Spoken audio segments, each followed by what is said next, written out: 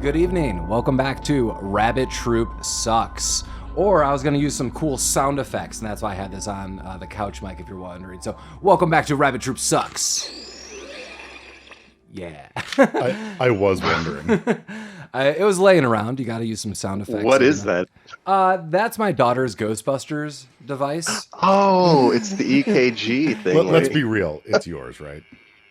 She used it as a prop for Halloween. Okay. And I admittedly have only turned it on a couple of times, so admittedly it's more for her. But I was happy to get like it was a toy that you would be like, I'm very excited to get this for you. So yeah, welcome back. As always, I'm Paul. Next to me is Mike, and joining us again is Jeremy. Hey, Jeremy. Hi guys, how are you guys doing tonight? Oh, you know, just the usual. Mm-hmm. Mike's drinking tequila from Trader Joe's. Mm-hmm. You know, throwback to more Trader Joe's conversations. Uh-huh. How's that tequila? It's good. Yeah. It's good. Jeremy, how are you doing? I'm excellent. I'm drinking a Miller Lite and a strawberry guava mojito. Wow. Okay. I mean, that's very summary. I like that. Hey, it's we're on the cusp, you know? You know, talking about boring things for most people, but things I have to deal with every day.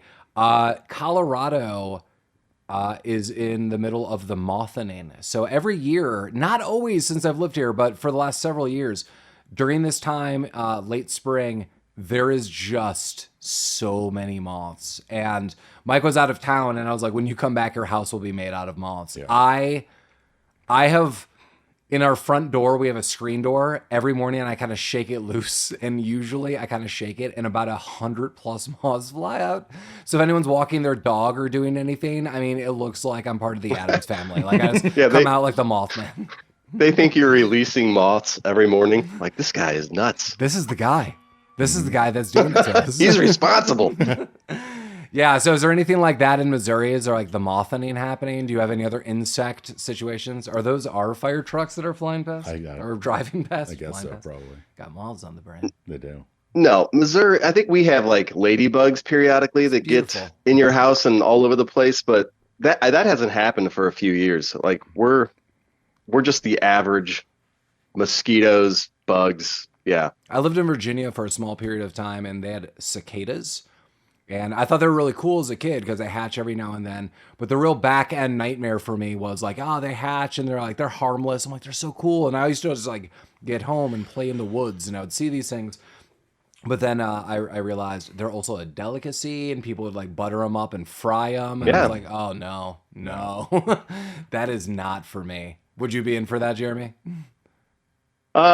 Yeah, I'm a foodie. I will try anything at one point in time. If it's not good, I won't do it again, but I'll try anything, including insects. Okay. We'll probably be eating it. Like our children's children will probably have to sustain themselves off insects and like grubs. I feed my daughter 3 like insects it's gonna be it's gonna be Blade Runner, you know? Mike, would you try the cicadas? Have you tried them? I have not. I would. I mean, I've had crickets before. Yeah. Any good? No. Yeah. Not really. I mean, that's also what I've heard. So I'm not like just full on disgusted. I've just heard really nothing. I mean, I'm very aware that a lot of insect, like ground up insect, especially crickets, is now used as a protein in a flour and stuff like that. Yeah. But I've just never heard anything like it enhances the taste or anything. But no, I mean, the cricket that I had was just like, it was crunchy.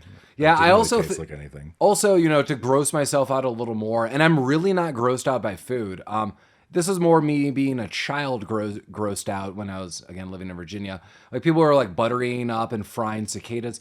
I mean, I was, like, 10 years old, and that's what I learned. And also, when I would see cicadas, they were in, like, the dirty creek I was playing in. Like, I didn't know about, like, any of this. I was like, people were just eating, like, creek cicadas. Like, who knows? And I don't think that was the case at all. So, I mean, being older, I feel better about it.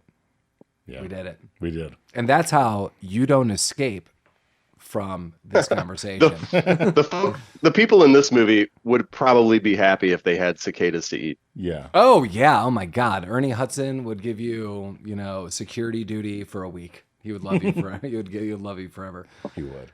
And that leads us to the movie that, once again, we are a podcast about obscure, overlooked, and sometimes forgotten films. And that leads us to today's 1994 film, No Escape.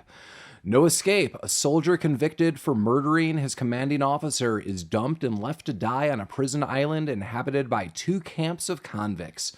There certainly are. I don't know why I disclosed that, but we'll go back to that. But yeah, I mean, the key stars of this, I said Ernie Hudson. He is in it, but now I don't feel one of the key stars. Clearly, the lead is Ray Liotta. And I'm going to open with this for both of you guys. This movie is awesome. I'm glad we're doing it. Hell yeah, no escape. Watching this movie, which I did this week, we all did independently, I loved it. I have talked about it numerous times. A lot of what, has sparked this podcast is sleepovers, fun movies, renting things. Jeremy and I definitely rented this movie as a kid. Yeah, we've seen this. Yeah, so like, it's crazy. And does it hold up? Hell yeah.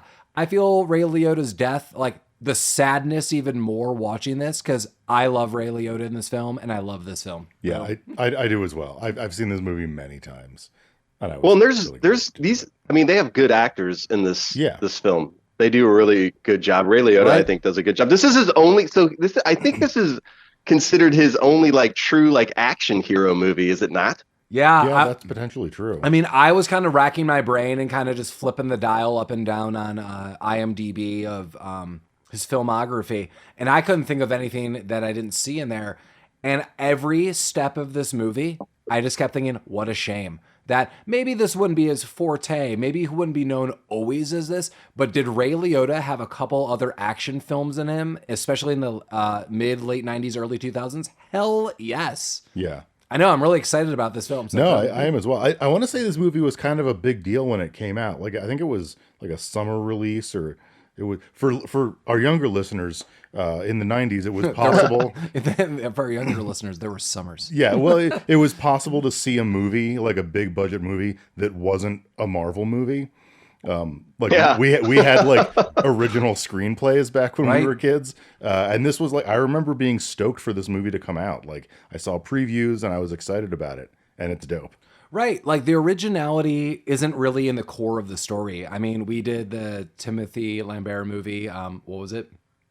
Christopher Lambert. Christopher Lambert. Fortress. Yeah, Fortress. Yeah. Fortress. There's a lot of similar elements. And I think, this is honestly a philosophical quandary a lot of us have. What if we were in some kind of lockdown scenario? And that was definitely maximum prison security, like rock, steel. And this is more of an island. So we've always thought this, but the originality is what else is going on and who's the lead and why are they doing this?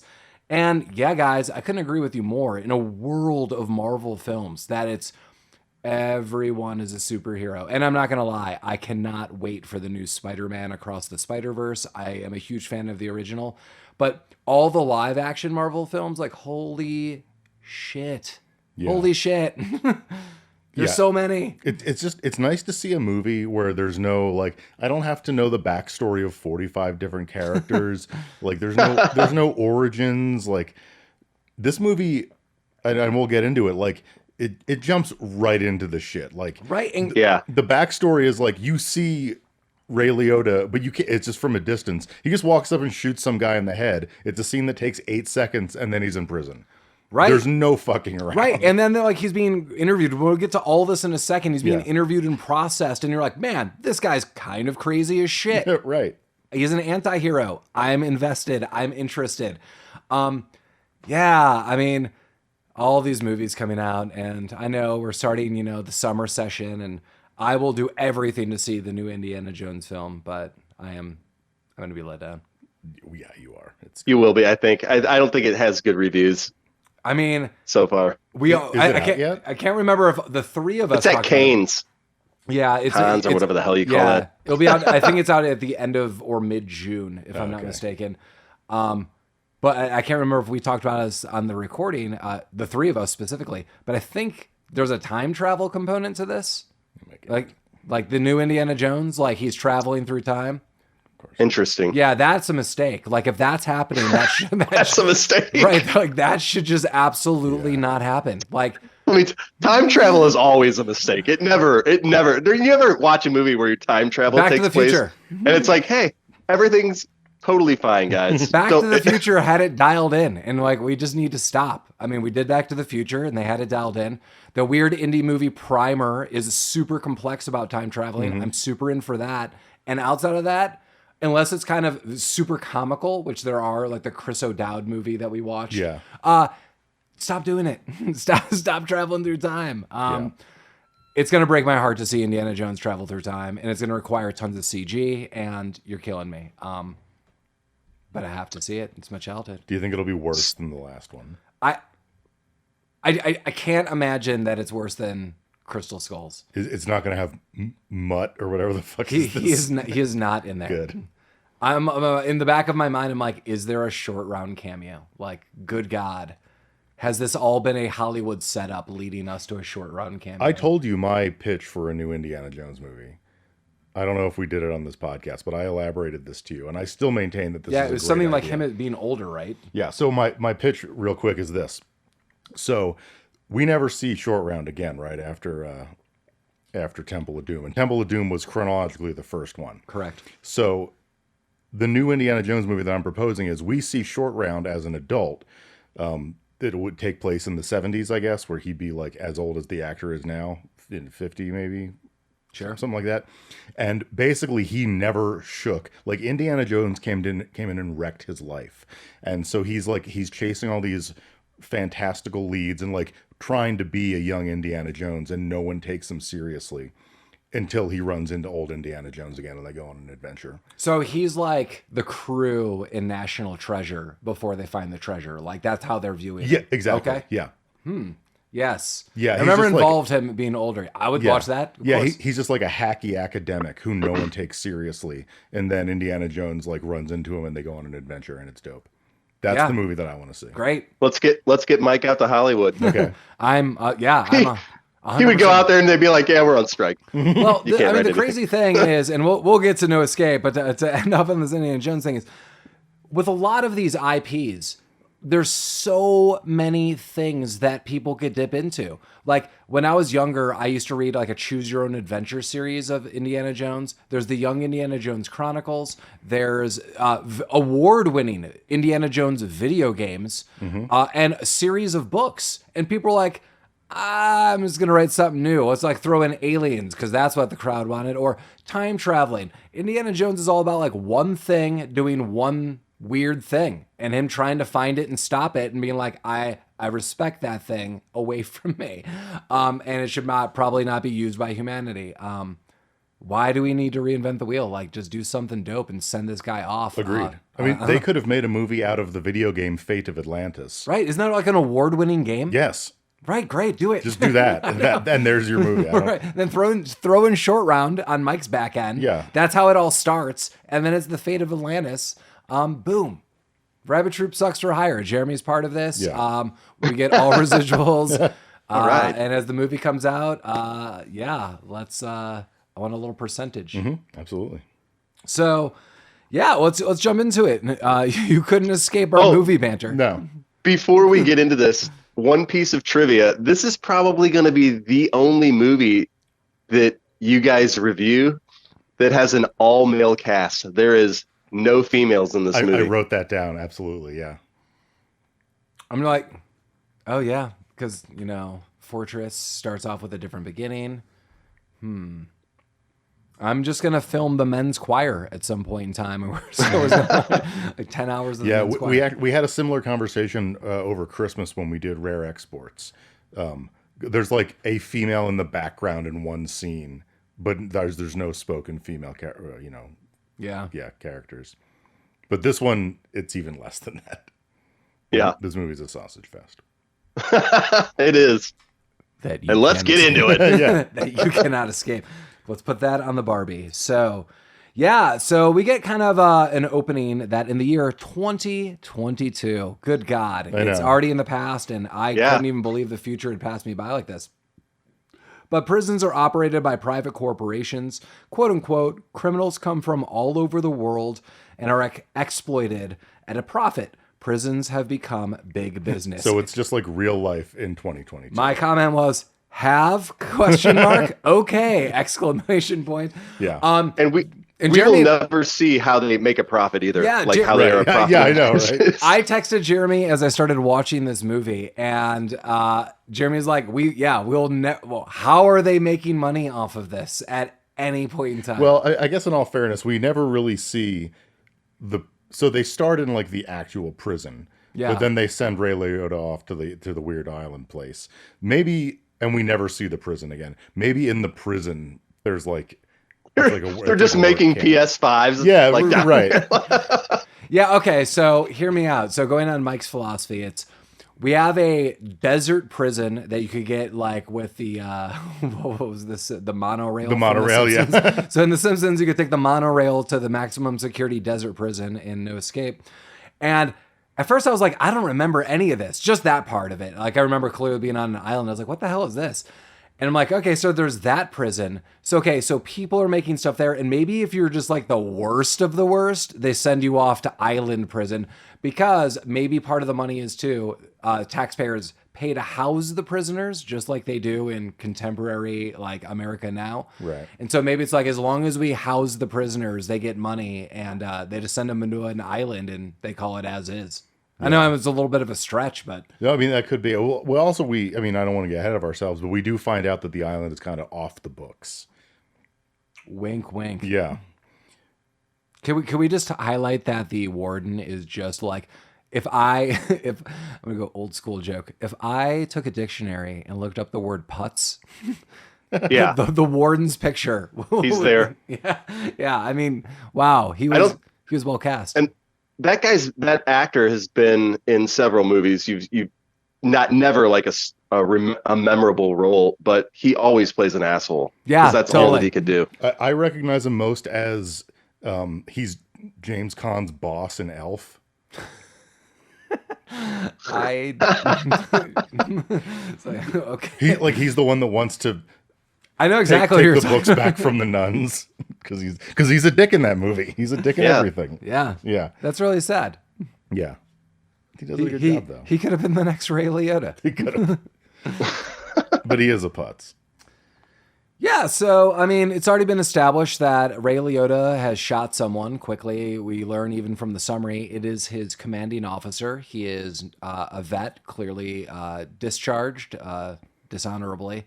So, not a good time. He's taking this weird desert transport, as we noted, that looks like the monorail going on. And, I don't know, it looks really weird, and the guards are already assholes. Ray Liotta looks out just at the desert. And one of the guards is like, "Hey, said look up front." Like, dude, if you're a guard, do you even care at this point in time? Right. Like, that guy's just minding his own business. He's looking at the desert for the last time. Well, I mean, the beginning of this movie could have been Fortress. Like, yes. They, monorail to the desert prison, a bunch of dudes naked lined up, a disassociated voice explaining the plot of the movie to them for some reason. Is there like a Dark Horse comic where it's like an overlap, like Fortress meets No Escape, Maybe. and like Ray Liotta's character and Christopher Lambert's character like team up? I mean, again, we didn't really see much of the actual prison, but like, is it possible that this is the prison from Fortress? I mean, yeah. in my mind now it is. Yeah, probably. You're answering fantasy dream questions. Yeah. What if Christopher Lambert and Ray Liotta had teamed up to escape together? What if they touched Highlander swords? Oh yeah, just the tips. They could. Well, just the tips.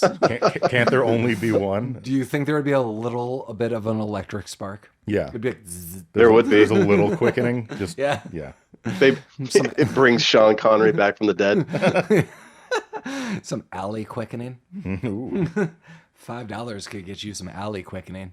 That's the future I want to live in. Yikes. Yeah. I wrote Leviticus. Yeah, that's what the prison was called. Oh, okay. I just wrote that off to the side. I'm like, I don't know what I was referencing. I mean, I spelled it differently, and I don't know what the correct spelling is, but that's what the prison was called. Yeah, I'll kind of just cut to the chase. So they're kind of in like the interview processing center. The warden comes in on some weird hologram. He's like, "Everyone hates you, and you're part of my prison collection, and go to hell, but you better follow the rules." But everyone is being basically summed up by brain scans. They're like, we could tell psychologically, are you prone to anger? Do you follow orders? Blah, blah, blah. Again, just like Fortress. Just like Fortress. So same thing. I'm telling you, Mike has now created a new narrative in my mind. So they're doing this. He's like, I want to see Ray Liotta, who is Robbins, but I'm going to call him Ray Liotta this whole time. So they want to see Robbins. And he's like, hey, I heard, you disobeyed orders and you're a real jerk and I don't like your smelly face and I ran a brain scan and you're a big problem. And he turns his back. He's like, any other questions? I do like this. Ray Liotta says, never turn your back on me ever again like this. I was like, whoa, I'm going to just say that to people. And he means business. You should, Jeremy, if you fly out to Denver, just your trip here, just randomly go up to people at airports and say that. Like, you better never. Just do it to the TSA agents. They love Yeah. High five. Never turn your back on me. Thing to say. Yeah. Tell them you're TSA. I'm TSA too. So don't ever turn your back on me again. We get that quote. And then he's thrown in, which this is why I didn't remember this, like really quickly to fake prison. Like, I don't even know what's going on. He gets a cellmate and everything. Yeah. The cellmate's like, here's some rat bread. He's got his old rat bread. And he's talking about, I thought he was saying Epsilon, but he was saying Absalom, which is the name of the Absalom. Island. Yeah. Yeah. And Ray Liotta's like, what the fuck are you talking about? That's the future salami, Absalom. Absalom, yeah. It's great. You'll love it. But then they take Ray to like this punishment kind of party room where a bunch of people are watching and his roommate is there. And the warden's like, you can't hoard meals. I give you just enough to live. Yeah. Not too much, not too little, just enough. But you hoarded it. But it's weird because he didn't really hoard it. I mean, he had some, I guess. Yeah, well, I guess. I mean, so he tried to give it Ray Liotta, and Ray Liotta's get your rat bread out of my face. Mm-hmm. So the guy just put it back down his shirt. So it's still there. Yeah. I guess he's hoarding it. Maybe. But for the punishment for this was 10 lashes. Mm. And by lashes, he means prodding him with a cattle prod, which he wants Ray Liotta to do. Yeah, and I don't think the first one counted, which I was like, that's weak. Yeah, he gets like 10 more, but that was like the practice one. Yeah. He wanted to make sure he knew how to do it. And shout out to Lash LaRue. Anytime we mention whipping someone, Jeremy, we watched a movie starring literally, the guy's name is Lash LaRue, and he's known for just always having a whip in a movie. And I talked to my dad about this, who knows a lot about obscure older movies. He's like, I totally know Lash LaRue. And it gave me like a backstory. Is bananas. Wow. Yeah. But yeah, all you Lash LaRue fans out there, we don't forget. No. But he, he's like, I don't want to do it. And then 2675 is mouthing off. Yeah. Who's Ray Liotta? Yeah. And one of the guards puts a gun on him and he's like, do it or I remember he was going to kill the other prisoner or Ray Liotta. I think he said, I'm going to pop your daddy. Yeah, he was a poppin' daddy, all right. But Ray Liotta like kind of gets the upper hand. He fucks him up and gets the gun and puts it on the guy's head. The warden's head. And he's like, that was my jowly. He's like, you're going to Sector 4. Yeah. Jungle Zone. Yeah. Sector 4. Right. The Sector 4 is the beginning of Contra. Yeah. You're dropped off in the jungle. And you just start running. Because I note that Ray Liotta is just constantly running in this film. And it's really sage wisdom. Like honestly, out of all the movies we watch, how do people get killed? They just start dicking around and like, what's going on? I'm in a forest. No, you start running. Who are all these people with axes? You start running. Like, why are you questioning? Mm-hmm. And Ray Liotta is a good runner. So yeah, he gets to business. He gets down to business.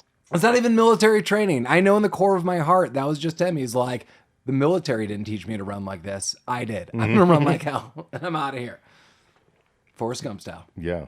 Never turn back. No. But he's surrounded. He's in Jungle Zone. He's in Sector 4. Yeah, the helicopter drops him off. They throw him onto the ground. He is immediately covered in rats. There are fucking rats everywhere.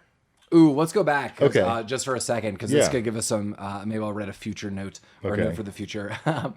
Future notes. Future note. I remember Jeremy and I would also watch this is the fare of the day in the early to mid 90s, like the hulky like Stallone and Schwarzenegger movies. Jeremy, any Schwarzenegger movie you think we should cover on the list? I am absolutely in for a good Schwarzenegger film. Okay. Commando.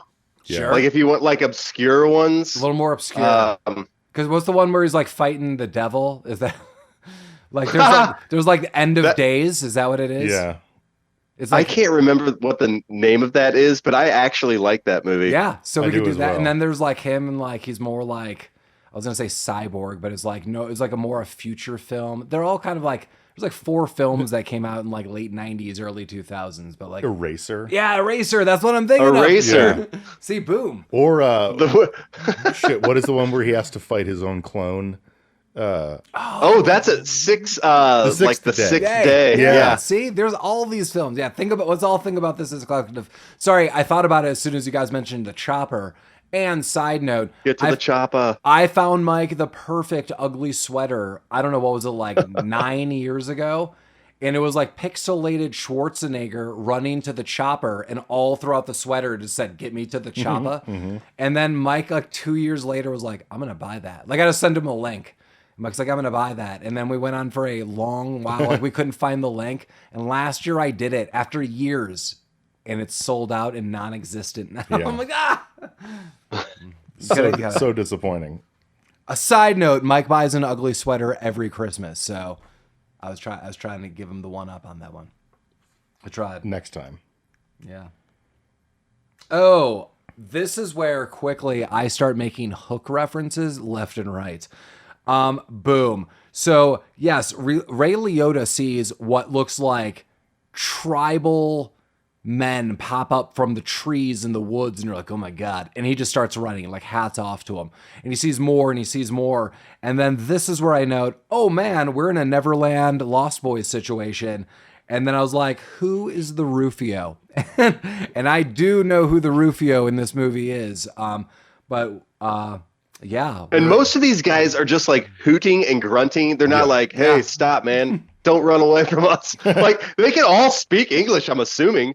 But they like you don't find that out until you meet like the head bad guy. Rufio. They just like they're just running around in the forest hooting and grunting. I mean, and to give them a little credit, as I have now seen the movie, if I was just eating rat stew every day, and usually my day consisted of maybe a guy's gonna come out of a chopper, and normally I'm just sitting and shitting myself by this tree. I mean, sure. I mean, I can't blame any of these. I can't blame any of them. That's where we're at. It is where we're at. Well, yeah. So he does get captured and kind of fucked up by the Mad Max natives. Lost Boys. And he gets taken to like it's like a resort. Like a rundown resort, kind of. I don't. Yeah. Well, because there's like cars and shit laying around. So whatever island they're on used to Jurassic be Park. This whole movie is Jurassic. I swear to God, it's the same island, Jurassic Park. It might be, yeah. Like those helicopter scenes around the island is like Jurassic identical Park, to Jurassic Park. Welcome to Jurassic Marek.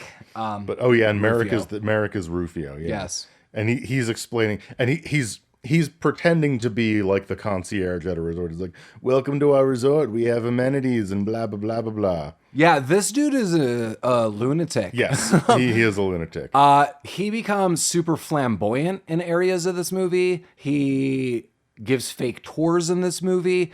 He's the bad guy from Lethal Weapon 3. Yeah. So yeah, like a straight up like, oh no, this dude might have sex on the desk with his assistant at one point, or shoot me in the face. Mm-hmm. I like him. Like, would I be scared of this guy? Yeah. Yeah, he's creepy. He's a sarcastic bad guy throughout. Mm-hmm. Yeah. And I feel all the henchmen are like, I don't know where this guy's coming from. And I'm like, could this be the bad guy I would be? Like, I'd just like come out of my hut. They're like, oh no. I'd be like, crickets in danger, everyone. And people are like, oh God, here it goes. I'm like, no escape. Crickets in danger.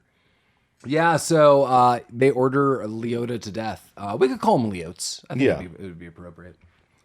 Raylo? Well, he has to like fight. Well, it's not really ordered to death, but it's like, you got to fight this big dude. 5 minutes in the pool with Ralph. Oh yeah, good old Ralph. Ralph he immediately fucks up Ralph. Yeah, this is a brilliant scene. I mean, Yeah. this really highlights that I might be like joking, but my excitement for this film is very real, and it's really put here in writing situations like this. You guys could describe. It's awesome. Well, I mean, it's very much like, to go back to Indiana Jones, like, the big guy with the sword doing the moves, and then Indiana Jones just like he shrugs and shoots him. 'Cause that's basically what happens. Ralph comes out and he's this big fuck off guy. He's like, "Rah!" Yeah, he's like Mad Max, big dude. Right. And Ray Liotta just grabs it like a sharpened stick and throws it right through his chest. And then the guy does basically the splits because he's dying on a big log, racks himself and falls into the water and dies. And this, honestly, is so the lead, Marek. He's fucking stoked. He's like, dude, this is dope. This is more writing that I really like. So if we were in a Mad Max situation, it's usually like Mad Max does something like this, like does something heroic, kill someone, and they're like, we're still going to kill you. Or like, you've dashed my plans. I don't know. I'm talking about like Dr. Evil, like Inspector Gadget, but like, Dr. Evil. But that was good. Yeah, thank you. I'll get you next time. The Marek is immediately in. Like, dude, that I did not expect. And now I want to give you a job. You're super cool. Like, Marek is stoked. Yeah. I don't know why Ray Liotta kind of reacts the way he does. Like, even if he was going to run or get out of this, I think he could have planned this better. I would have played along with it. Oh, yeah. Yeah. Yes. Stuart Wilson is Marek. I don't really know him for much, but I thought that guy was excellent. Yeah, like, I mean, Jeremy, would you have just been like, screw you and left? I would have, like, the guy's like, I'll give you whatever. Like, right. We could be friends. Well, I would have asked more questions. I wouldn't have just run away. Well, you don't know what else is out there. Like, this might be the best option. Yeah, exactly. Right. I don't know how big this island is. I don't know where we're at. This could be the best option. This guy's offering me a job. What's the food situation? Right. Yeah, what is the food and water situation here? Maybe I shouldn't run off in broad daylight. Lots of options. Like, play cool for a day. Liottes has just got to run, though. I'm glad you're done with the Liottes. Yeah. Ray Liotta honey goes great over a nice warm bowl of Liottes. Liottes. I like the overnight Liottes. Yeah. Do you put a little almond milk, or you like true cow milk? Oat milk for me. Nice. Yeah. I like that I said cow milk because if you were in Parks and Rec, there was a future situation where Ron Swanson was told that, like, all these new kinds of milk. What's this? And he's like, it's cow milk. It's like, it's goddamn milk. What are you talking about? There we go. Yeah, but so he fucking books. He takes a gun first and he books it. Rufio just screams. Death. He does.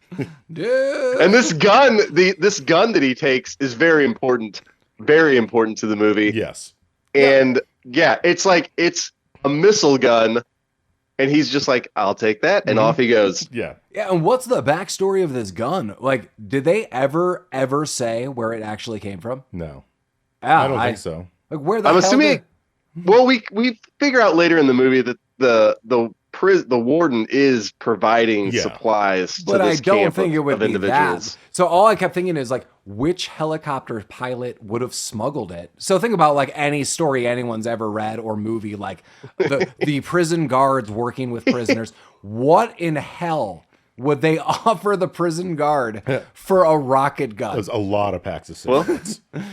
Guys, this island ganja is off the hook. Exactly. That's all I'm thinking. Like, I'm gonna get you a missile gun. I'm gonna get you a crate, like a crate of island ganja. How high indeed, Red Man. Yes. Method Man, I haven't forgotten you. What the so he's running. Runs. Yeah, He he runs. runs, but they do catch up to him. And he beats the shit out of everybody that he encounters. Oh yeah, he fucks everyone up. But then they corner him on a cliff and they shoot darts into his neck, and he falls off the cliff. Yeah. Yeah. Sometimes you just gotta run. Yeah. Did they do something to his leg? Because, as we'll get to in a minute, he's limping around when he gets to, like, the other camp. Yeah, so he falls off that cliff. I have a picture that I will show you. It is not the picture we'll use for the icon. I will try to load it up really quick so you guys could see it. he falls off a large cliff. Yeah. Just It's comically. like 300, 400 foot cliff. Yeah, it's and when he hits the water, he is flat as a pancake. That would have instantly killed him. Like, there is no human on earth that could ever survive falling into water like that. I zoomed in on this, and I'm going to show Jeremy. He's just vibing. It is just a ridiculous picture. It's at the bottom. Lower, there it is. Yeah, exactly. Yeah, that's insane. So my only thought is, did it happen then? Because Jeremy, I totally agree with you. When the hell did this happen? Probably probably broken with all of the other bones in your spine and probably your skull. They scoop Ray up in like a fishing net. So going back to Indiana Jones and Temple of Doom, remember they go off the waterfall with a raft. Mm-hmm. Well, times that by 3, and that was Ray Liotta's free fall back first into a creek. But he's okay. Yeah, he's fine. Man, Ray is okay. He's doing all right. He'll walk it off. Yeah. There's even a point in time later that he doesn't have like a walking stick. Yeah, it gets better. Liottes. Yeah. He's totally fine. Yeah. It just stops his running. So going back to Marvel, in a world of Marvel films, Ray Liotta his power is speed. Mm-hmm. He can't. Now it's flattened. Yeah. Damn it! Come on, Liottes. And this is where the other crew comes in. We find out that there are more people on this island. Yeah, he gets rescued by nicer people. Yeah, he gets rescued by Bishop from Alien and Ernie Hudson. Yeah. That's all you need to know. It is all you need. There's other people that live here and there. There's that one guy, like Dysar. Is he like the beach salesman?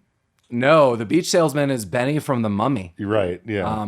But Dysar is the one like the inventor, and he's like working on like the gun. Oh yeah.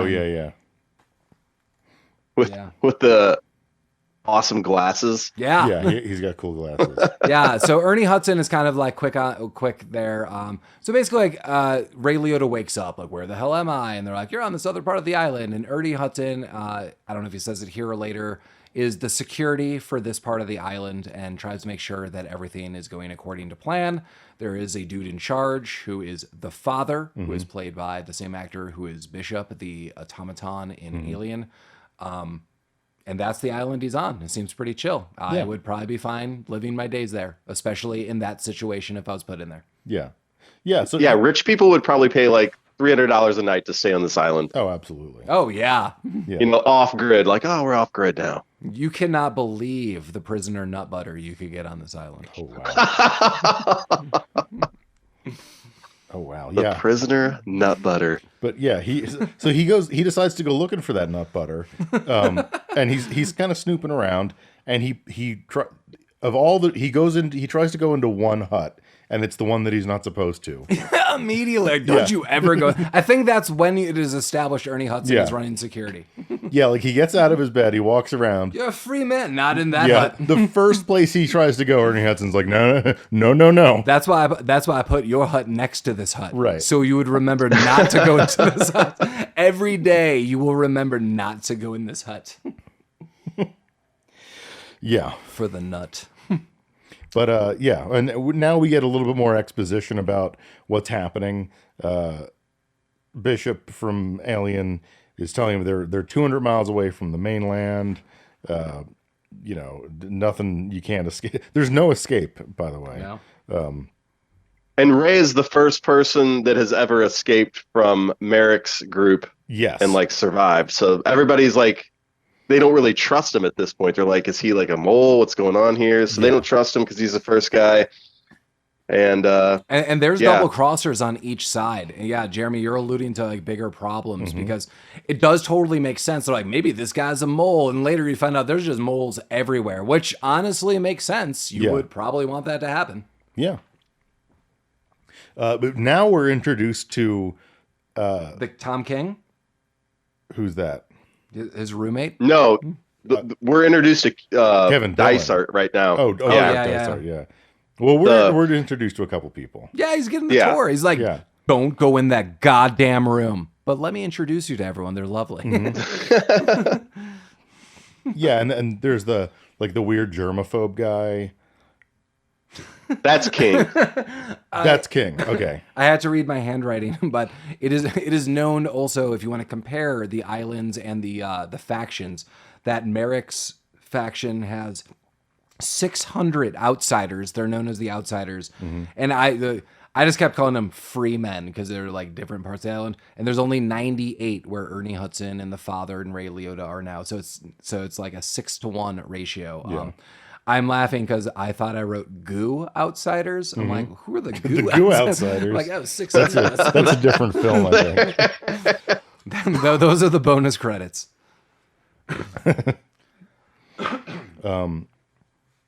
Yeah. So we meet King, who is he the one that patched up his leg? Oh well, King is his roommate. Oh, Dysar is fixing the gun, and Kevin Dillon, Matt Dillon's brother, is Casey. Yeah. Kevin Dillon kind of sucks. He's just a young scrap. This movie, if it was Robin Hood, he would have been Christian Slater. Yeah. He's like, he just has like a dumb look to his face the entire movie. Yeah. He reminded me of like the little wiener kid from the second Matrix movie. It was like, oh geez, Neo, what's happening? You know who I'm talking about? Kinda. Yeah. Isn't he killed? Yeah, of course he is. No one likes that fucking kid. Yeah, he's just like a little wiener guy. You'd be in Keanu Reeves going another direction. He would be who plays Mutt in Indiana Jones? LaBeef, Shia LaBeouf, Mr. Shia LaBeouf in Constantine. LaBeef. In Constantine, Shia LaBeouf is the cab driver. Yeah, he's like, I love you here. Yeah, and then he dies. Everyone who follows Keanu Reeves dies Yeah. in all the movies. So that's really sad. I'm gonna write a new movie for you, Keanu Reeves. It's where you and I are friends. Oh no! It's a document. It's a documentary that I hope comes true. It's like you come over, you hang out, we podcast. You show Mike and I sick bass lines. Yeah, Cool. Take that. I'm taking it. Okay. Yes. Well, Tom King is this also like weird dude. He's like, I'm your roommate. I'm the host of all the newcomers, and so Casey is Matt Dillon's brother, Kevin Dillon. Yeah, he's this weird kid, just like really consumed with the idea that Ray Liotta escaped from Marek's camp. No one's done this, so he's mousing around, like sneaking behind. Oh, he loves the Liottes. Oh yeah, and this is where he's in awe of him. So he like pops up, and Ray Liotta's like, "Stop following me," but he still follows him. And this is the cherry on top. Ray Liotta gives himself a casual little walks down to the coastline, and there's some stairs going down a cliff. And then there's some stuff we'll learn later that they're kind of like doing stuff, like the Freeman part of the island. And Kevin Dillon, who is Casey, pops up again. He's like, I call this wet dream. I'd be like, we're done, dude. He's like, this is wet dream because it's wet, and I come here and I dream about escaping. I'd be like, dude. Yeah. Bro. Bro. But this is where we're introduced to Benny, who scavenges the beach for goods. Yeah, Benny, who plays Jimmy, you've seen The Mummy, I'm sure. Yeah, like Brendan? Yeah. So like the dude who's a big sellout and gets crushed and eaten by all the flesh-eating beetles at the end of The Mummy. Does he have bad teeth in The Mummy too? Like, I feel like this guy's character always has bad teeth, like those discolored teeth. He's in Goldeneye too. Isn't he in James Bond? Who is he in James Bond? Oh no, wait, is he in another movie? Is he in another spy movie? I don't know. Okay, Benny, we'll find out. Yeah. I'm on it. You two talk. Benny, I'm finding you. Yeah, and he wants Ray has the best boots on the island, and they are a coveted item. Yeah, a coveted item. They were made for walking. Yeah, running, it seems. Yeah, running boots. Yeah, he's trying to cut deals. He has some kind of reverse consignment where, like, hey, you sign your boots over to me, and I don't get them, but when you die, they're mine. And Ray Liotta's like, okay, no boots.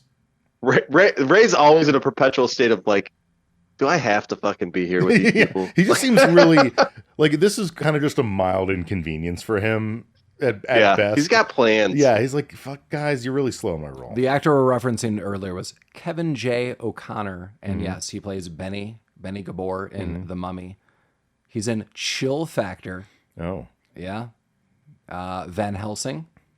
Yeah. A little bit of Law and Order going on. I mean, Well, who hasn't that's been? a class act. Wait, Oh, yeah. That's what I totally remember. Oh, no, I'm not joking. Because I watched this, I think, last summer. G.I. Joe, The Rise of Cobra. He is Dr. Mindbender. I knew he was in something that I watched more recently. I thought he was in like a spy movie somewhere as like a small character. Maybe it's really Deep Rising is what I'm thinking of. I feel like we watched a movie with him in it recently. Was it Chicago Cab or Hit Me? Oh, Lord of Illusions. Boom. Virtuosity. Yes. Virtuosity's in my... Nice. Can't Escape. Canadian Bacon. No Escape. Okay. Oh, man. Hero. Equinox. FX2. F/X2. Oh, my God. I forgot these were movies. I think Jeremy and I watched FX at some point in time. Do you remember this series of movies? Yeah, with Brian Denny, I believe, was one of the lead actors in that. I'm sorry, Brian Dennehy as Leo McCarthy. You are correct. You are absolutely correct. Wow. Well, we're back in. So yeah, still no escape. No escape. But Ray Liotta goes out for a little nighttime snoop. Yes. And he sees some secret nighttime shit. And he doesn't really know what he's seeing. Yeah, and people are holding a wheel. Yeah, there's a wheel, there's some machinery. Ernie Hudson rolls up and knocks him the fuck out. Yeah, the Huts. Yeah. Lionel Huts. But then basically, I'm just going to skip ahead because, I mean, the movie does get a little lengthy. Then I'm going to argue, is this Die Hard? Because, boom, we just entered a Christmas movie, friends. Yeah. I think we're watching a Christmas movie. It is Christmas. They do have a Christmas party. Yeah. I mean, Jeremy, tell your wife this Christmas, we're going to put on No Escape. Get the kids. Another one to add to the list. Turn off the Grinch. Turn off turn off any movie you could think of because it's No Escape Christmas. Yeah. I love the hats that they made for everybody in the village in this scene. And by the way, these motherfuckers have some excellent items washing up on shore. I mean, the paper for hats, like it's crazy. We have a moonshiner that we were introduced earlier. There's a bar in this village. Yeah. I mean, no wonder Marek wants this place. He's like, fuck, dude. Got the short end of the stick here. It seems great. I would go there now. Right. I mean, everyone seems pretty dope, but Marek is planning an attack. I was like, oh man, on Christmas. I even noted like historically, there's that, that skirmish between like the American and maybe British soldiers and the Germans, and they called a ceasefire in World War II on Christmas. Are you both aware of this? Yeah. Like historically, they're like, we're not going to fight on Christmas night. Yeah, I think it was World War I. It was like it was a trench thing. I mean, they might have done it in II as well, but I'm like, damn, Marek, you can't even like be better than that. So he attacks and well, and they know he's going to attack because they were tipped off by their spy. This is where we find out first that they have a spy in Marek's camp. Yeah, yeah, and Marek knows that too. He's like, yeah. Not happy. No. Marek mad. But yeah, during this fight, there's kind of fires being set. Man, they love fires. They love fires. You know what human beings don't like? Fire. But and this is where we now we kind of flash back to the main prison. We have Warden Dickbags, and he's kind of watching this on satellite, and he's like, should we be worried about all these fires? Is someone going to notice? And his little lackey's like, no, those fires are too small to notice. But this is kind of where we're realizing that, like, what this warden is up to on this island is not really legit. No, Warden, those fires are dope. It's a small fire. He does not talk like that, by the way. It's just a grease fire. Yes, all true. Yeah. Yeah, I got a lot of things. Father was stabbed he's stabbed a couple times, but he's fine. Don't worry about it. Yeah, he gets stabbed and captured as well. Yeah. Because basically this battle, it's if you've seen Lord of the Rings, this is basically Helm's Deep. And Lord of the Flies. And I realized while watching this, Jeremy and I were in the same English class while we learned about Lord of the Flies. Boom. Okay. High school. Boom. It's a good throwback. I don't remember high school. No. Yeah, I remember that book. I smoked those years away in college. I remember that book in that class. Our teacher taught with a golf club. I always thought he was going to strike people. Did he not? He did not. Okay. He did not. Rusty Ryan. Yep. Yep.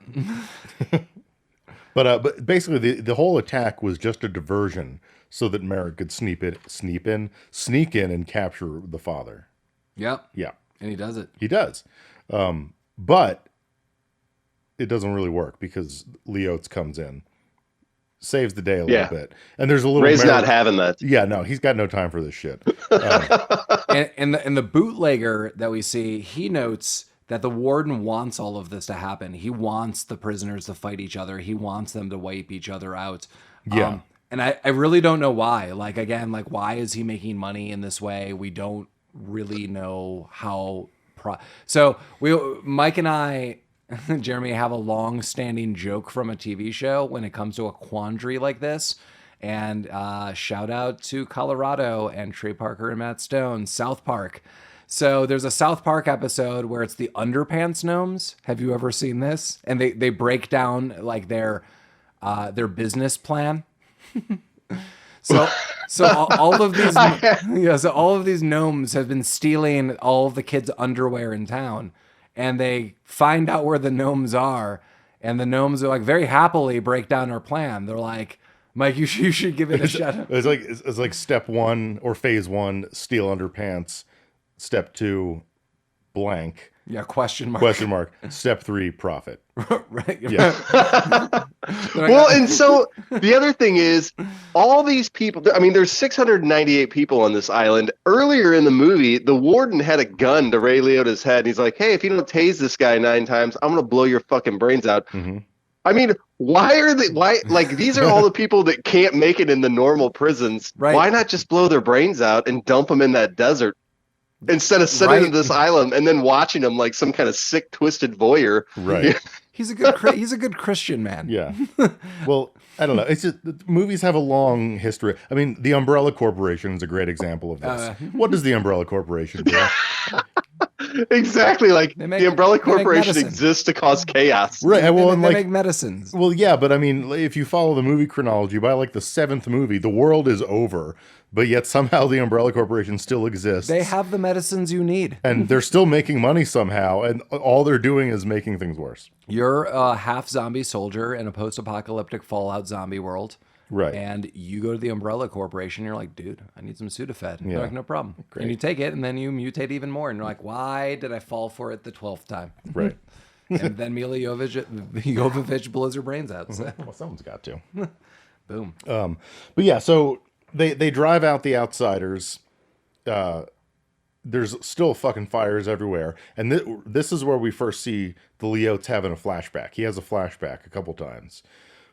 Yeah, this is. I'm in a level with you. The flashbacks suck. The flashbacks do suck. Yeah, like the flashbacks are just like so out of place. Like this is such an afterthought, and it's an afterthought. Exactly. It totally could have been a conversation with, like, honestly, Ernie Hudson or the father. Like, this is my situation, and he like kind of honestly says it later to the father, which is like, the flashbacks also just look cheap. They just don't look good.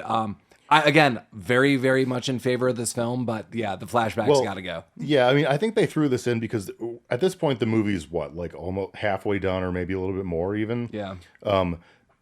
We don't know that Ray Liotta isn't a bad guy at this point. Like, all we know we saw him shoot someone in the face, and now he's in prison. Like, and then they did a brain scan. They're like, you're a psycho. You don't follow orders. You step off. You're never in line. Right. Like, at no point has anyone elaborated that like Ray Liotta killed that guy because he's not a bad guy. They don't know that Ray Liotta's got a coda. Yeah. They filmed this whole movie, and at the end, some person came up and was like, hey, why did Ray Liotta shoot that guy in the beginning? They're like, fuck. God damn it. All right. But here's the problem. I agree, Jeremy, but here's the problem. Some of the flashbacks are him just like, oh, there's fire, and these fire arrows make me think of the fire I had in the fire war. And you're like, but like nothing like is detailed out. Yeah, no, it explains zero. Like, literally in his opening brain scan when he's being processed is like, so you served in this war and you don't follow orders? So I got it. Like, now I'm just shown clip art of fire.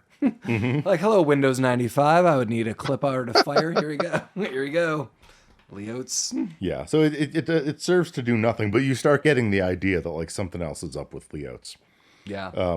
Okay, so they used a giant tree to breach into the good folks compound, and Marek is searching for the father, and there's a reason for that, and we find that's where we're at right now. So we find out that the father is Marek's dad. And I guess Marek was born on the island. I don't know. I couldn't figure that part out.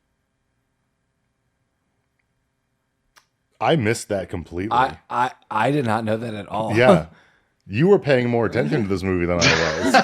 I'm looking at my notes. Sorry for the long pause, and I'm going to keep that in for dramatic effect. That I looked at Mike and I thought, am I alone on this? And I just realized Jeremy's the only one who passed that pop quiz. Yeah. So yeah, he like when he finally gets to the father, he's like, "Hi, Dad." And yeah, so I'm assuming that is why he's called the father, and that is why Marek wants to get to this guy. Okay. But wait, Marek is assumed that he No. The father, the rumor is that he poisoned his wife. And that's why he was sent to the island. So is Marek, I don't know. Is Marek then just like sassing him like, "Hey, Daddy"?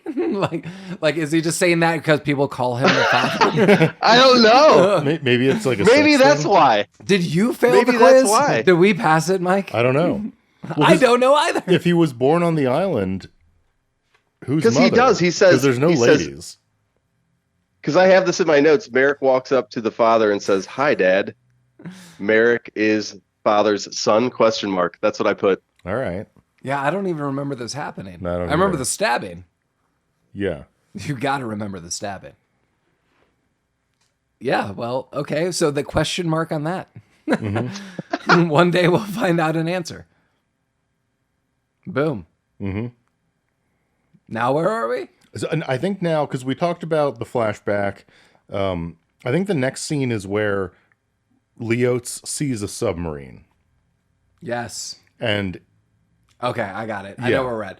So all of this, Ray Liotta looking outside, what are they doing at night? It kind of comes to pass in this situation where he then finds out and he goes to Wet Dream, the area where there's the stairs and the cliff and stuff like that they have actually been building kind of this vessel, this boat. And the father and Ernie Hudson and Dysar and maybe a couple other people are in on it. And there's a cool question. And I was like, this is where the writing shines. These little moments do speak a lot. Immediately, Ray Liotta's like, who are the crew members? Who are these people on this boat? And they're like, they've been training in the caves. You've never met them. They've been training in secret. I was like, oh man, like those are questions I have and you're immediately answering them. So that's fun. But then the boat, I'm just going to cut to the chase. It is spotted. They think it gets free because they've coded it and they don't think these radars are going to protect and satellites are going to pick it up.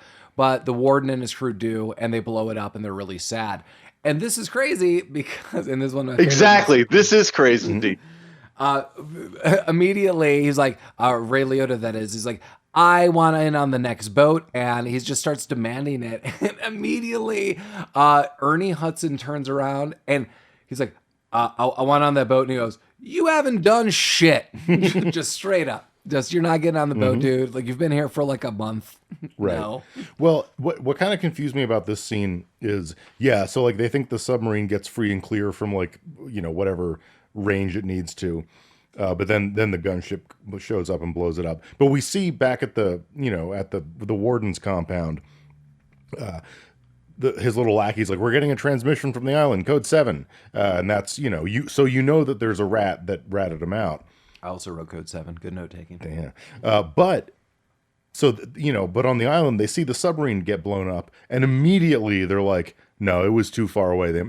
Someone tipped him off. So like, I don't know why they assumed that someone tipped him off. Yeah. Because their whole concern was that it would be seen anyway.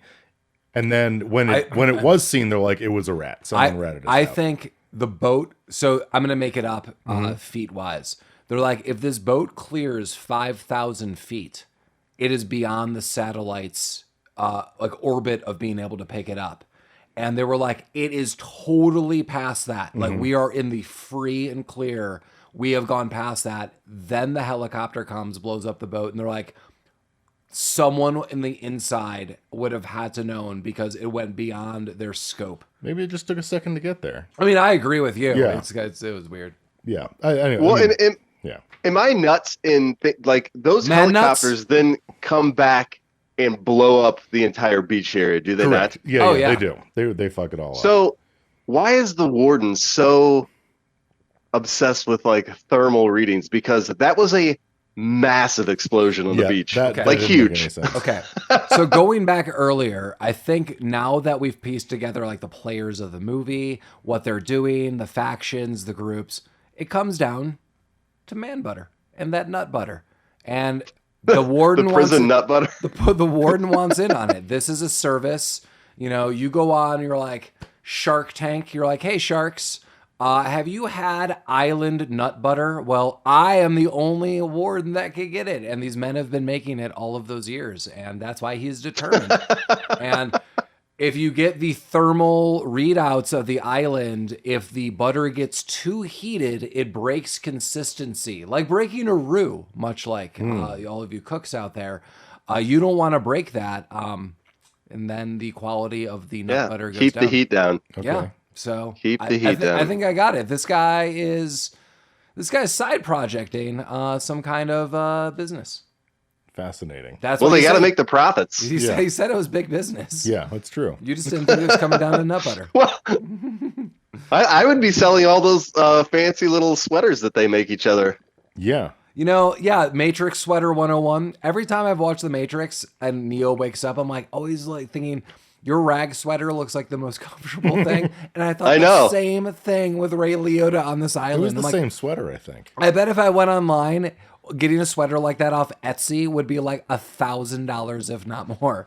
Not even like a replica. Someone's like, you want this like yarn sweater? Well, Yeah, like my daughter made this. It's $1,000. Right. It's made from like mink hair. Don't ever wash it. Wear it for less than 20 minutes a day. If you wear it or not, you will need to put it in a oak closet and you will need to comb it once every hour. I hope you enjoy your sweater. And I did. It was beautiful. It was beautiful. I wore it into the sea. Obviously. Yeah, that's what you get. So, hey, let me give you a little plug in. Hey, if you ever want to reach out to us, hit us up at rabbittroopsuckspodcast@gmail.com or go to the website proper, Rabbit Troop Sucks. We're on Facebook. We're on Instagram. Write us any kind of movie selections that you might want us to cover. Write us any trivia you might know. Hit us up on an email. Go to our website. Look at Jeremy's photo. Have I not noted that I go there about once a week just to be, if you're ever feeling down, look at Jeremy's photo. Yeah, it's an uplifting photo. So that's why our traffic numbers have been up. It's you going to look at the photo every day. Is our traffic up? No, it's number not. up by 3? I don't look at this Oh shit. my God, it's up by 3. Is that like the Belarusians are like, that's why we're big? Like they saw it there or I can't remember last where we saw, or we're big in another country. Oh yeah, I haven't done an international update in a while. Let me look at that. Yeah. But you guys keep talking. Well, the boat's gone. Boat's gone, but now he's talking to the inventor guy, Dysart, about a new boat, and Dysart's like, I got the sick V8, but I'm missing a piece. And he's like, I've seen pieces for this at Marek's camp. And I'm like, really? I'm like, man, this guy's got like a photographic memory because half of Marek's camp he was running through.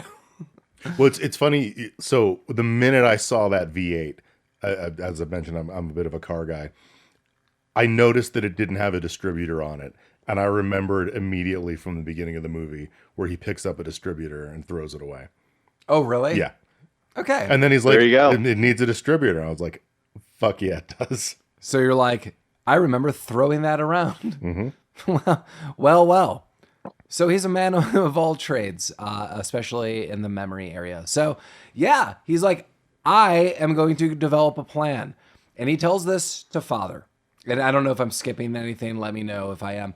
But in the scene, he's basically highlighting, I want on the boat. And the father is much more sensitive and clearly why people like him than Ernie Hudson. And I love Ernie Hudson. Ernie Hudson's security and a realist. Like, you didn't earn it, man. You're not getting on the boat. So The father's like, same, but a little more gentle. You didn't earn this. People have died for this. People have been on the island for years. People have designed it. He's like, I actually am going to fix the boat. I'm going to upgrade it. And I know the part you need for the engine. He's like, well, we don't have it. He's like, but if I get it, I want on the boat and I want to take Casey, who is Dylan, with. He's like, he doesn't belong here, but I want room for two, me and him. And begrudgingly, he's like, if you get that part, which is basically a suicide mission of you going into Marek's camp, I'll let you do it. And I'm like, all right. And I like that they give Casey a spot on the boat. Mm-hmm. And this is where Casey becomes a big bozo. Yeah. Casey is an idiot. Yeah. So as Liottes is heading off to the Outsiders camp, K. Dills is following him. And Dyson, and the bootlegger's like, here's some Molotov cocktails. Yeah, he gives them some Molotov cocktails, which I think was just what they were drinking earlier. Yeah. Like it was the bar beer, and they're like, yeah, this shit is also powering the fucking boat too. So it is now powering your brain. Yeah. And the bomb that you will make. But Liottes is not stoked about K. Dills following him. But even though he tells him to go home, he doesn't fucking listen. And K. Dills gets captured. Yeah. And they put him in immediately. Immediately. Yeah. He's like blundering through the woods, like Yeah. Yeah. And Liottes is like, what dude. The fuck, yeah. Man? Liottes is like, nah, man, you gotta go. Yeah.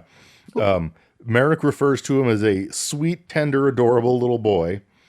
And we learned his backstory like a bit ago that he was involved in a kidnapping and he didn't really know it. Yeah. So like the reason he's on this island is he was working for like more of like a mob, and like part of the deal was like he did a pickup and it turned out to be kids. He's like, I would never have hurt kids. I would have never done this. Like, yeah, he committed a crime. Why the hell he's on a maximum security prison? He clearly like took the rap, I guess, and like.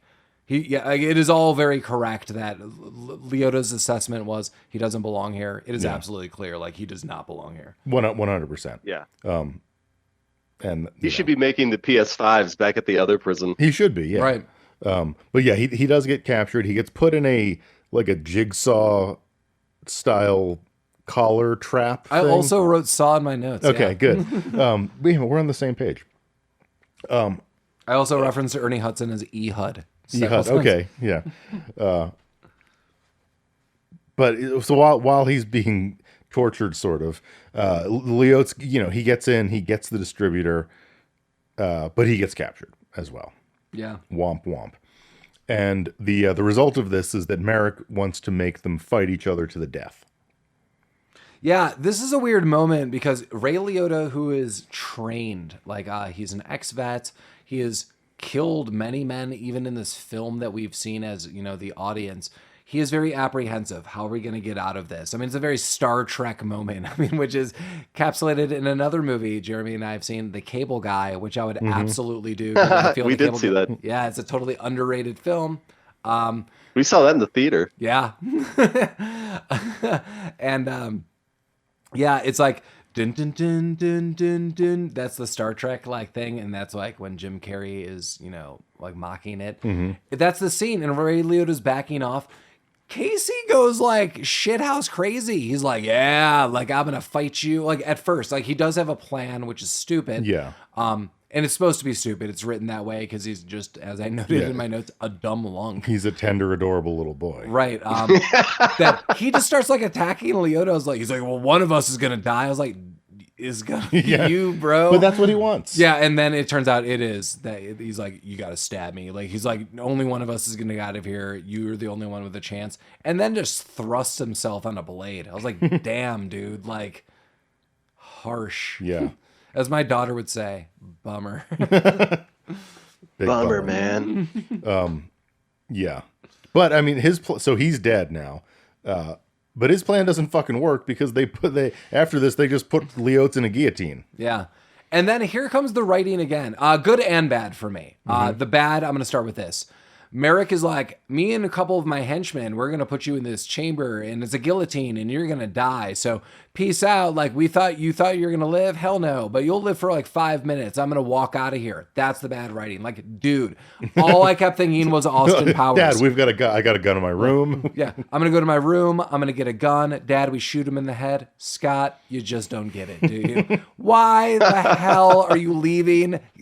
Shoot him yourself, dude. Like, make sure this guy is dead. Like, this guy is clearly one-on-one the biggest threat to you, clearly. And 1-on-5, he could probably take out down your henchman. Big problem. And people seem to like him. And you like him, which is super weird. Don't leave the room. Shoot him. He leaves the room with a henchman, and then you think Ray Liotta is going to die. And I do like the writing. It's all stopped. Another henchman's taken out, and the other guy's like, dude, I'm the mole they were talking about earlier. Like, you got to get the hell out of here. I was like, oh, shit. Like, good timing, dude. Yes. Yeah. So I forgot about the mole. Yeah. I don't know if you guys did. I was like, when it happened, I was like, oh, awesome. And then the guy that saves him could use some face cream. Oh, he's he's burned. Yeah. He saved him because he doesn't have a lot of time left. Well, Liottes is like, why'd you do it? And he said, redemption or something. Yeah. I mean, it was really, as I said, he went to go shit himself by a tree and like died a minute later. Yeah. It was like 2 minutes left of his life redemption. Like, I've been kind of a shit bag for these last years. I could free you, I guess, because I'm going to die in 5 minutes. So take it easy, bro. Redemption. Yeah, right. Tell Ehud I was cool. That's all we got. But he's got the distributor. He's back, baby. He does. Well, now headed back to the other side. Now it's time for war and mystery and intrigue. A lot of deception. Father getting stabbed probably led to his sickness. I read that in my notes. Ray Liotta comes back. We're gonna do it, baby. We got the distributor. And the father's like, I'm dying, friend. He has Hawkins disease. Hawkins disease. He says that, but he's been stabbed about 5 times. Well, like there's this, and very always close to the heart. So, that probably accelerated anything he had at any point. I mean, they literally noted pink eye could kill you. This guy's been stabbed. If you have Hodgkin's disease, don't get stabbed. Well, especially try to avoid stabbing. Well, I had this rusty rat gut creek water knife that I stabbed you with 5 times. They said earlier pink eye could kill you. Probably not in great shape. Yeah. Yeah. So he wants Liottes to take his place as father. Yeah. But Liottes is like, nah, I'm gonna get out of here. No, so as a consolation prize, father gives him a journal. He's like, tell the world of all the shitty things they did here. I wrote it down in this journal. So what you're saying is Liottes is not totes, but if he does this, he could be the goat. Yeah, that's what I was. Dope. Dope. Yeah. And we learn what Ray's crime was, why he shot the guy in the beginning. Yeah, because when the boat turns on, he has another shitty flashback. Oh, God, flashback. But after the flashback, he explains it to father. It was something... It kind of sounded like the plot to Running Man at the beginning. Yeah, like they bombed a village of women and children. 100%. Like his superior covered it up, so he blew the guy's brains out. So we got. They are. Yeah, we got to get in on the original Running Man. Yeah, I would do Running Man for sure. But shit. What happened? Oh, there's another attack. The fucking outsiders show up again. But Ray Liotta has fixed the gun. He did fix the gun to rule them all. And it does rule them all. It does. I know that. This guy fucking rules hard. Yeah. No one saw that coming. Well, also, I think Ray Liotta did. No, yeah, he that was a big boom. They had evacuated the village because this was kind of Liotte's plan. So when Marek and the boys raid the town, Liottes is up on like a tower and he's like, I guess what? And he just fucking rockets all of them. Well, wait. Before this, there's a total bro moment between Ehud and Liottes. So the plan was to evacuate the village. He's like, we're going to die. And there's more. We've got to save the people. Like, regardless if they take over the village. And everyone's like, but like, we need to rebuild. We'll start over. It's like, you will die, or that's the option. And father's like, I order it to be done. And Ernie Hudson is pissed. Yeah. He's like, this is ridiculous.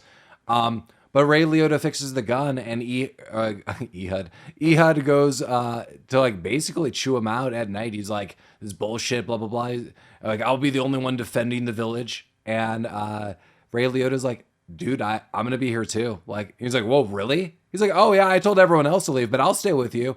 And it is Valentine Day firework heart emoji special. It is. The look in Ernie Hudson eye is like looking at a doe in the woods. Like, hey, buddy, we're friends forever. It's amazing. I love it. That's. I'm gonna take a screenshot of that, and that's gonna be what I send my wife for Valentine's Day. I said send, but I'll just hand her to. Since they're in the mail. Ray and Ernie. yeah. Just Ray and Ernie. Look at me. I look at you this. The caption will be, I look at you every morning this way. Love, Paul. Find a man who looks at you like Ernie Hudson looks at Ray Liotta. Boom. Yeah, so it's Ehud, Liottes, and a gun. You don't need much more, honestly. And this movie proves that. No. So they have gasoline the village. Like that would basically they've taken all of the bootleggers' stuff, threw it all over the village. There's a couple, bottles of it. I do like this, that Marek and his gang run in and they're all happy as hell. Yeah, let's do it. And then they get to the middle and they're like, oh, like the whole place is abandoned. Oh, who's that up there? And I'll have you guys lead off. It's Liottes. It is Liottes, and he rockets him right to the moon. Rockets the shit out of him. He does rocket the shit out of him. This is like a thermonuclear warhead on the end of this thing. Yeah. And I don't know if this was a desired outcome, but now here's that heat signature that we were talking about. Back in HQ, the lackey's like, oh, fuck, warden. They're going to see this one. Yeah, like, and we're not exaggerating when we're like, he kills everyone. I mean, there is, do you think Marek's dead? Surprise. Of course, Marek's not dead, yeah. But everyone else is. There was like near 600 of these baddies. They're all dead. That's Ray Liotta. It's done. Yeah. Like, even if Marek survives, now it's still like 90-ish of the free people before. Marek's rule is over. He took out like 500 plus people. It was amazing. It is this real pivotal moment where like there's this huge war and the war is done. Yeah. There are fights still, but the war is totally done. I was like, oh my God. Yeah. Well, and now two things are happening simultaneously. The warden has summoned a chopper to take him to the island. I don't know what he plans on doing when he gets there, but he's going. And and it's so funny because he's like, should we wait for these other backup choppers? Like there's like 6 other choppers and he's like, no, we gotta go right now. I don't know if I ever wrote this down in my notes. I'm not even going to look, but they keep saying it's not even far away. It's like 6 or 7 minutes. It's like, what are you doing, dude? Like, just drop me off right here. No. Well, and that's interesting because they said that the island was 200 miles away from the coast. They did earlier. And their prison, where we know the warden is in the middle of a desert. Yeah. So this is a real fast fucking helicopter. Maybe he was somewhere else. Maybe he wasn't actually at that prison. Maybe he was at a day spa. Maybe he works out. Yeah, maybe. What do you think the workout facilities are like at the prison for the warden? Not the prisoners? You just beat up the prisoners.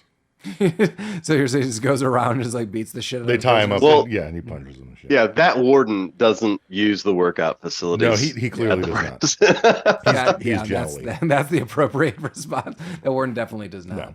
No. But while the warden is flying over in the helicopter, oh shit, it's Marek. He's back. And he kind of gets the drop on Liottes, but who's still alive? It's father. Yep. Father comes in, kind of saves Liottes. Yeah, man, this guy's been stabbed so many times. Yeah. And just waltzing around. Yeah. I mean, is it the second coming? I'm starting to believe. But he does the ultimate stabbing. I think he kicks Marek off of like some scaffolding, and he just gets impaled on a big spike that's in the ground. I drew that. I drew the impaling. Did you? Sometimes I have a little stick figure interpretations, and that is one of them. He gets impaled real good. He does get impaled real good. But now everyone's like, okay, this is great. Marek is dead. Literally everyone's dead. We got this sweet V8 boat. Let's let's get the fuck out of here. Yeah. But, oh my God, they get to the boat and it's been destroyed by the fucking traitor. Bummer. Yeah. King. The fat guy, he's Fulton from Ace Ventura 2. That's the only place I know this guy from. Yeah, and then he was the roommate that I noted before. Yeah. They found something on the inventor guy. What was his name? Dysart. He was dead with the boat. I like that guy. And he had something in his hand. The cross. The cross. It was his necklace. That's right. So you just killed a dude, and he's like clutching on to your necklace. Take it. What? Oh my God! Like if anyone sees it, I know. I feel like I would have noticed that giant cross necklace was off me. I know. This is like oh fuck. Which is a comedic point, which I'm about to note is this is one step away from In True Romance, where Christopher Walken comes looking for Christian Slater. And his dad is like, why do you think it's my son? He's like, because your son left his ID in the dead man's hand. And that literally happens, like his license. I'm like, oh my God, dude, like take your stuff and get out of here. He does not. But he tells the warden, because now that these guys know this, he tells the warden different coordinates. But he doesn't. So I actually have this in my notes. They're like, you're going to tell the warden to go to these different coordinates. Because, that's where we're going to ambush him. He's like, okay, just say it was overrun. So he says that, but the actual radio talk is like, warden, they're overrunning this. And the warden's like, what the hell are you talking about? He's like, go elsewhere, and just hangs up. And maybe elsewhere was their code for the saying elsewhere. Yeah. Yeah, nice. But yeah, they use King as bait, basically. Yeah. And then when the warden shows up with the helicopter, they just take it. Yeah, they shove the warden out. He's with King. They overthrow the guards, and Ray Liotta just flies off. And this is really weird for me. Okay, because I understand like Ernie Hudson earlier. Part of his anger, I feel it'd be the Ernie Hudson character. I feel all three of us would. Like our temperament, where it'd be, I've come to grips, this is where we're at, but the rest of this island is total shit and awful. But like here we kind of fish, we have some crafts, like even Christmas, like we're able to make alcohol. Like we literally, as even Father said, you could have a purpose and even make some friends. Like, and I felt that very sincerely. And yeah. And Ernie Hudson, I felt, has come to grips with this, and he doesn't want to lose this, and he doesn't really trust Liottes, and we understand why. But why is Ernie Hudson so goddamn happy when Ray Liotta's flying off in a helicopter? I've been like, are you kidding me? Like, dude, I've been here forever. Like, I have come to grips with my life until you told me I could actually leave for real. I'm not your number one to go. But he becomes the new father, and I understand that. But damn, a bitter father. Yeah. Bits. Ehuds, bits. Well, maybe. Go ahead. I feel like these guys are going to get hunted down anyway as soon as they make it to land. Like, the warden's obviously going to get fucked. This prison system's going to be weird, but they're still probably going to hunt these guys down. Like, they're fucking murderers and like, yeah. So Ray Liotta's plan and Father's plan kind of intersect in a nice Venn diagram. We do find out that Father, throughout this movie, did kill his wife, and things happened, and everyone was led to this island. But he has kept detailed notes of the ongoings of this island, and he wants that to go public. Ray Liotta killed his commanding officer because it was a bad call, as Mike noted, similar to The Running Man, that it was an atrocity against just innocent human beings. Ray Liotta's like, they didn't listen to me then when I shot my commanding officer. So, hear us out. Ray Liotta has now killed a warden, commandeered a helicopter, has already killed his commanding officer. Probably it's going to be very notable he killed other prisoners. Where the hell is he going to land? Like, hey, everyone. I know. Like, I landed in, like, L.A., just wanted to tell people, like, they didn't believe him before. Why are they going to believe him now? Oh, P.S., I got these documents from Father. Sweet. Like, yeah. Why is the helicopter that the warden was on now headed to Las Vegas? Like, well, and also, okay, hear me out. So let's say he does get to the mainland and he does deliver the documents, and someone's like, oh, fuck, we got to do something about this. these guys are all still criminals. Like, I know. Right now, they have their own island to themselves. All of the outsiders are dead. Like, they can do whatever. They have basically an island paradise, sort of.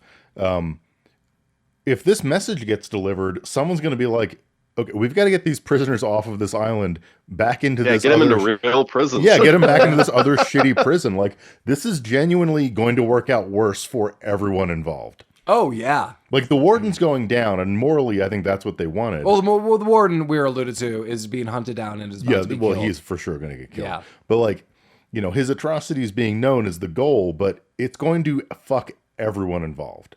Yeah. Yeah, Ehud and his crew. I know their time is limited. Yeah, it's totally limited. That island's gone. Liottes and the band that he's assembled of unknowns, they're immediately gonna get arrested and or killed.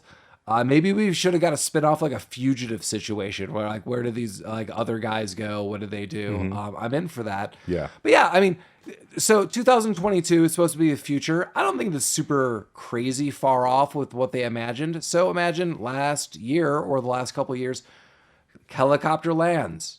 You can track where that is. There's tracking devices. We have cameras everywhere. People have phones. No one's going to hide. I don't know what the game plan is. So this movie, I love, but the mission of the movie totally needs some revision. Well, I mean, the movie is called No Escape. And at the end, there is escape, because they do escape. But what we're meant to understand is that even though they've escaped, there's no escape. Yeah, what we're saying to you, audience, is they can't escape. There's no escape. Even the ones who stay out escape, of prison, guys. There's no escape. Kids, don't do drugs. Dare to not escape. Or do drugs. Dare to try to escape. I don't know. Dare to do something. Dare. Drugs are really excellent. So how did all of you guys like this? I like this movie. This movie's super fun. I don't feel like I could add much, like, outside of I opened with it. Yeah. What do you guys like about it? I just like Ray Liotta. Yeah, I like Ray Liotta. I like the the practical, like, action sequences that don't use special effects, like the explosions, whatnot, the big set pieces that they had in both camps and whatnot. And yeah, I mean, the acting was really good. I mean, they had very, very good actors that played the main characters in this movie. So I enjoyed it. It's an 80s movie, so you kind of got to go back to, like, my mentality in the 80s, especially when I was like a teenage kid. Wait, 94. Yeah. So that also has something to do with it. Like, if this movie were released today with, maybe modern filming techniques, but played out the exact same way, it probably would not be well received. Yeah. But I think we're biased because we saw it in its inception back in the 80s. For sure. Or early 90s. Yeah. Yeah, I agree overall. I think the premise stands time. Like, that's what I said before. Yeah. Like, the core of the story is not original, which is not that's not like a slam against this. It's just like, what if you were on this island? What if you were in prison? Like, there's so many different scenarios and settings that's as old as time. Like, how would you bond? Like Robinson Crusoe. Like, this is somewhat similar. Robin Hood, like I brought up. Like, these things, then you find a band of people and stuff like this. Are they good? Are they bad? How would you live? What would you do? I really like that. So I think that holds it together for me, that if I saw a movie that was like that today, I think I would personally like it. I don't really need all too much. It clearly is enhanced when I was younger because these were bigger stars.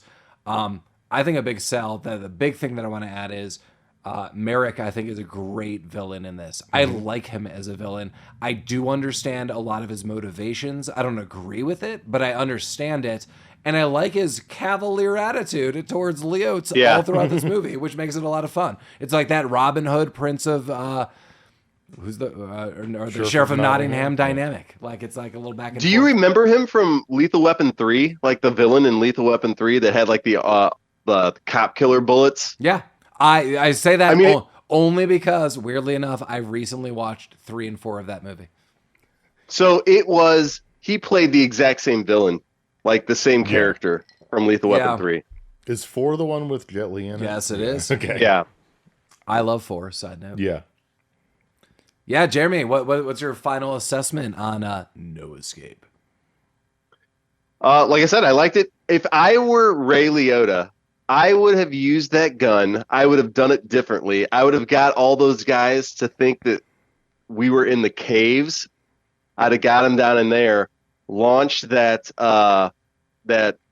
missile thing while they're all in the caves, hid the thermal. We kill all the bad guys, pick off like some remaining folk, and then lived in paradise on the island. I like it. Yeah. Yeah. But Ray Liotta's not about that. He's got to get the truth out there. Yeah. He does. Yeah, and it's gonna and it's like Mike said, it's gonna fuck everybody. Right. Yeah, it's true. This is the worst plan, and that is the big ding I have against this movie. Even though I'd watch this movie at any point in time. Yeah. So big news coming up next. Our next episode is episode 50. So everyone, thank you so much for listening to all these episodes. Thank you for writing us. Thank you for guesting with us. Thank you for just having fun with us.